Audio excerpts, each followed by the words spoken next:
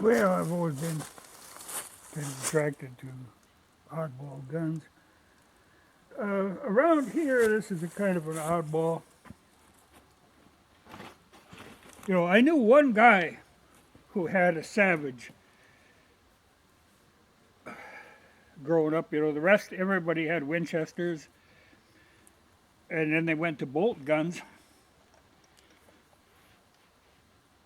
And I know I talked about old lever actions.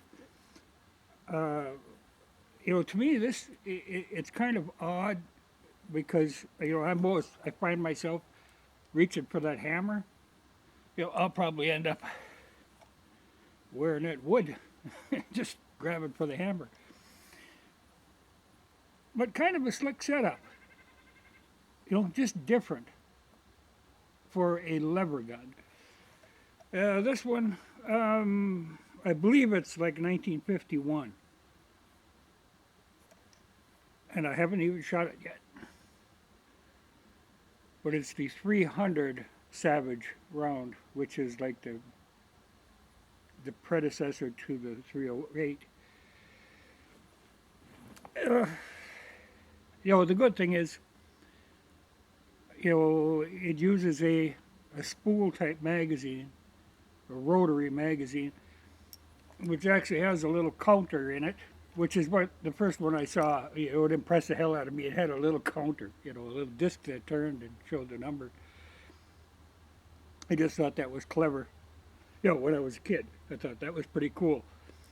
Reminds me, in the handling, it reminds me a lot of my dad had a Winchester 88 that, again, is hammerless, but that used a box magazine, and that was in 308. And I was never particularly enamored with that gun because it didn't have a hammer.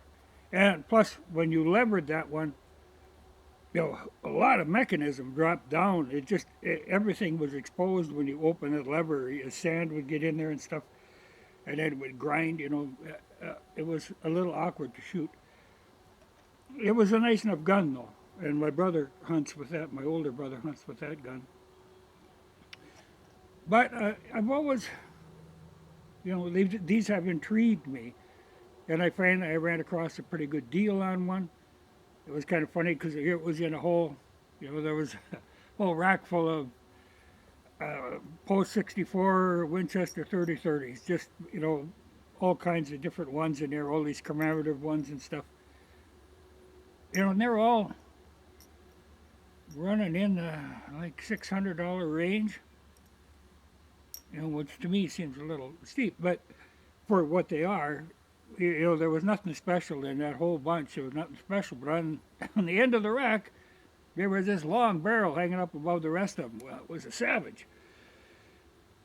And like I said, I don't see them around here very often. And usually if you do, they've been horribly boogered up. There's all kinds of scope mounts and stuff been done to them. This one has been left alone, which is seemingly pretty rare. And, I'm not a big fan of checkering, but in this instance, it's a nice checkering, and it's in a place where the checkering has a purpose. So, I was just going to empty some brass out here, because actually when I got this, it came with reloading dies, which is the first time that has ever happened to me. Normally I get a gun, then I got to get dies. So I've got more brass coming, but these are Federal. But I figured I'd shoot these up. It'll give me some brass to work with. The nice thing is you got a standard 308 bullet there, so it's no problem there. And it's nice to have the die set right away.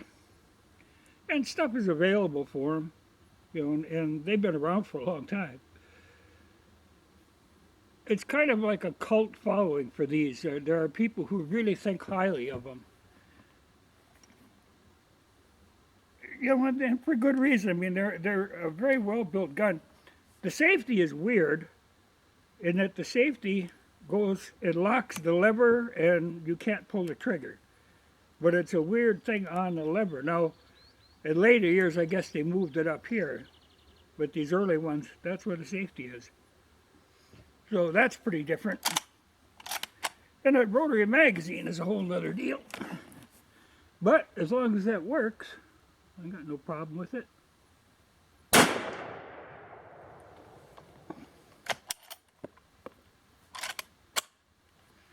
Yeah, just different.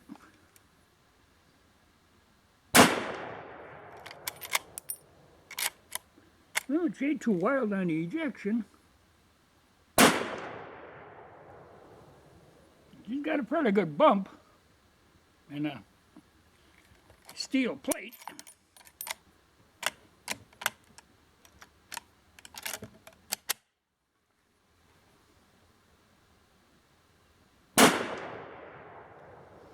Yeah, hammers are right on the collarbone. Well, they are kind of pushing the primers out and flattening them. So I won't be loading them as heavy as these are. And I think they actually have these bullets a little bit long. You know, the overall length I think is set a little bit long.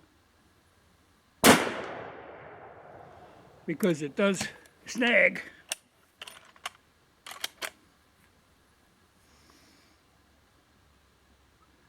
Yeah, they're running pretty much max. You know, that ain't that horribly powerful a gun. But I think people do tend to push them. But I don't need to push it. I'll cut back on her. I mean, a lot of the powders that it calls for are stuff that I normally have on hand. And like I say, I got the bullets on hand. Use a 150 grain bullet. Though you can get some real light bullets for it. And I think that's probably what I'll end up doing. You know, because I honestly, you know, I don't know that I would deer hunt with this, though they are commonly used for that.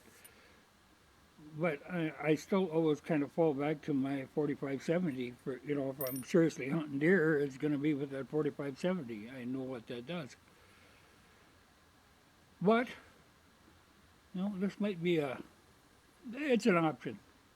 You know, it's a very nice rifle, and I can see where, like I say, it's got a kind of a cult following. Beautifully made. But I'm going to play around and run 5 more through it, and then play around reloading some and see how they work. But I needed to empty out some. You know, I think the box of these Federal, I think, was like $34, so that's pretty steep. But I can reload these as cheap as I can reload for anything else. And the brass I would come with is Hornady brass, which I've had good luck with in other guns. But yeah, I think they're loading these just a little hot because it does push that primer a little bit. And like I say, you got a pretty good wallop. I think I'd want to do this in the morning and you can wear another coat. But that's a new gun. You know, like I said, I've always kind of kept my eyes open, but I don't see them around here often. But this one is in excellent condition, hasn't been messed with. So it had an appeal to me. I don't know that I would get into Savages in a big way, you know, but I think it's appropriate to own one. And if you own one, I think the 300 Savage is the one to own.